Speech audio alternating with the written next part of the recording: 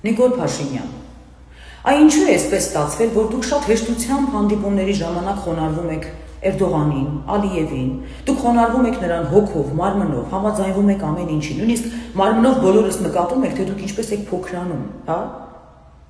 Բայց արի ու տես, ձեզ մոտ ոչ մի կերպ չի ստացվում խոնարհվել առաքելական եկեղեցում, ոչ մի կերպ։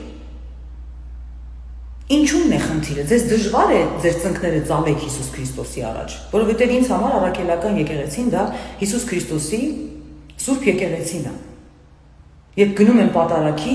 անկախ քեզանից խոնարհվում է հոգիդ, խոնարհվում են նաև ծնկներդ, բայց արի ու տես, մեր երկրի ղեկավարը ինքը հեշտությամբ խոնարհվում է Էրդողանի եւ Ալիևի հանդիպումների ժամանակ, ամեն ինչ անում է, որպեսզի նրա վրա ուշադրություն դարձնեն, համաձայնվում է նրանց բոլոր առաջարկներին, սրտով, հոգով, մարմնով խոնարհվում է, բայց արի ու տես, ոչ մի կերպ առաքելական եկեղեցու դիմաց չեք կարողանում խոնարհվել։